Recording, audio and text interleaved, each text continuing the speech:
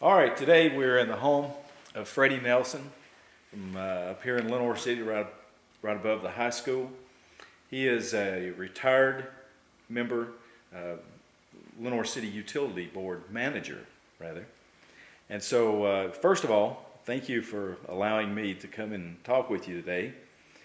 So we'll start out by, tell me about your background growing up in Lenore City. Which community were you born in? I was born in the city on 521 West 2nd Avenue. My dad was Fred Nelson and my mom was Valma Nelson. She was the First Baptist Church pianist while I was growing up all through school. My dad was a local shoe cobbler on Broadway, and he's also at one time on the city school board and the city council. And then he was a volunteer fireman, was assistant chief for years. Everybody called him Butter. I don't know where that nickname come from, but and I picked up Little Butter, with kids that I ran with. But I had a wonderful childhood back then. We would get out and run all over, town playing fox and hound, and you didn't have to worry about neighbors. If you were too rowdy, they'd come out and grab you and spank you, and you'd be afraid to go home and tell your parents about it because you knew you'd get another one. I remember I went through Nichols School from first grade to 8th grade then, and high school from 1959 to 1962. Let me take you back to Nichols. Were there any teachers there that made a difference in your life? Made a great impression? Oh yeah, in two categories. One was in my 6th grade, a lady named Doris Prater. Her husband, she got married when we were in 6th grade to Bill Prater, and he ended up having the Rexall drugstore. And my 7th grade teacher was Miss Lancaster, and everybody called her Aunt Aki, and I carried the New Sentinel then. My route was from Goodson's drugstore on Broadway at Kingston Street all the way down Broadway on both sides to O Street, and I carried her paper. And I remember the first day that we went into the 7th grade, and we were, everybody sitting there, the first day of restoration. And she called my name up, said, come up to the desk. And I went up there, and she said, bend over my desk. Opened her desk drawer, pulled out a paddle, which they did back then, and hit me twice on the bottom.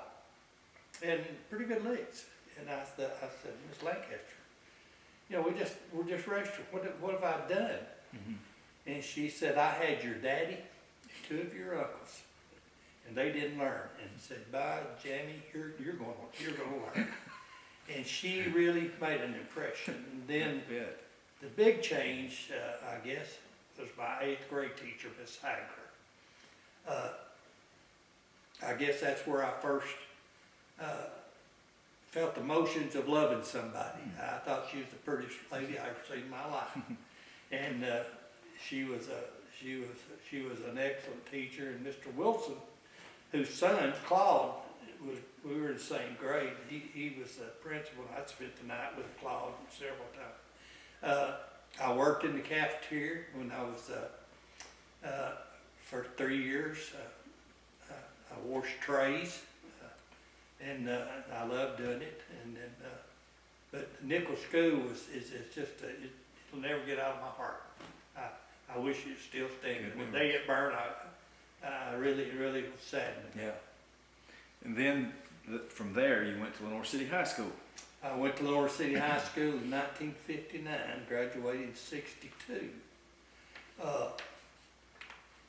Some of the teachers there, I could never say anything bad about the teachers, because teachers back then, and I'm sure they're the same way now, they not only tried to educate you, they respected you, they liked you. And you'd see them after school, out in town somewhere, and it was always, very friendly, and they could, they just made a great impression on you. A while ago, off camera, you were telling me about some of your friends that you went to high school with, Robert Towns and Donnie Jenkins. Yes. Now, Robert Towns, we graduated together.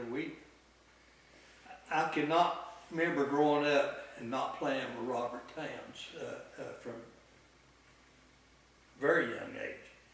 And then Donnie was a year older than us, and he came for meetings, and Robert and I played basketball at Nichols, and we had played against Donnie when he was in the 8th grade, we were in the 7th grade, and we just made a friendship, and it bonded, and Donnie,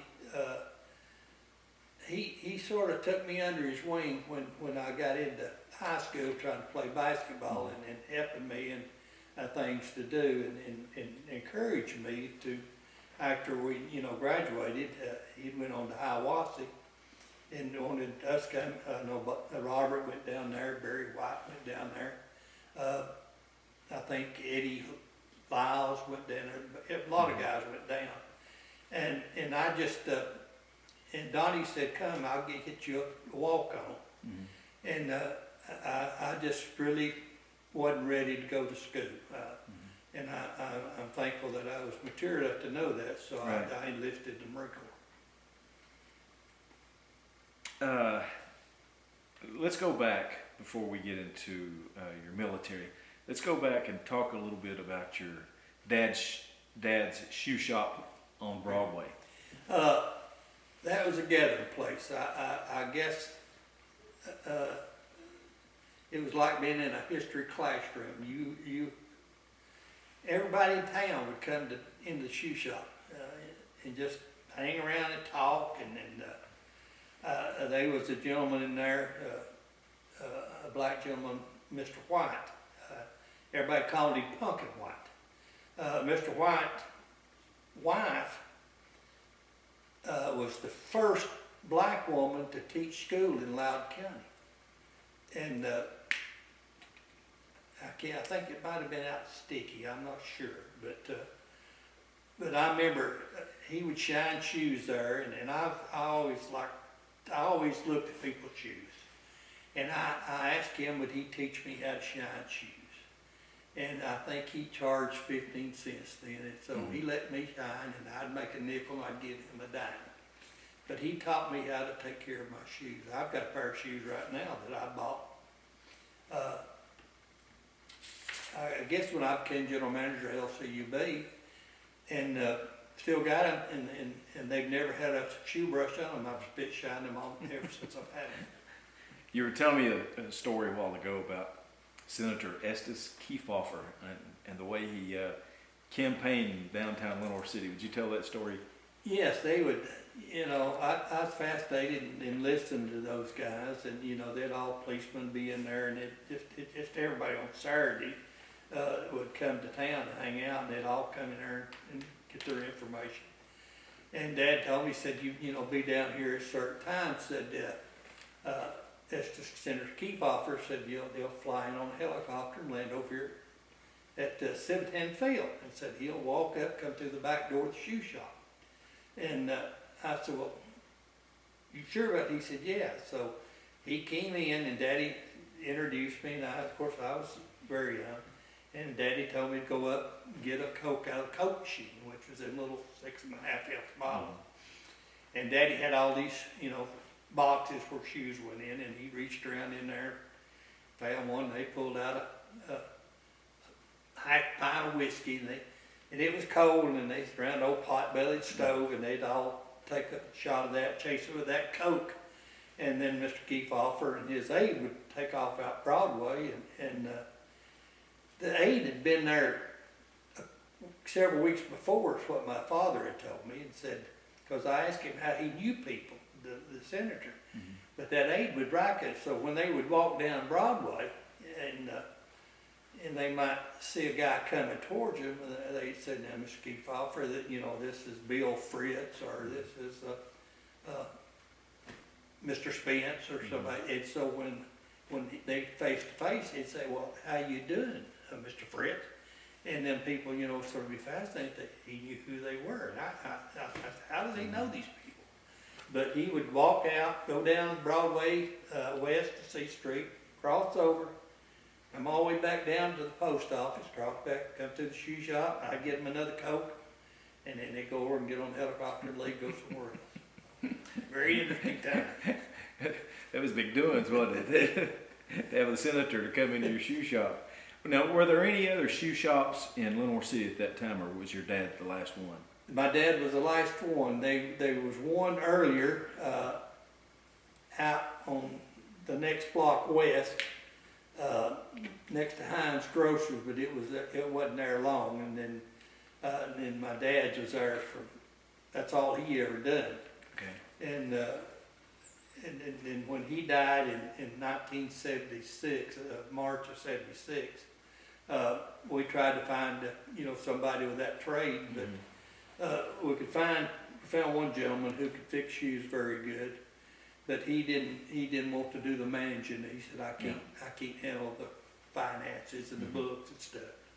And he said, if you'll keep the business, I'll work for you. And my mom didn't want to do that, so we ended up just had to sell everything out. Okay. And I've still got items up here in my workshop that is in there.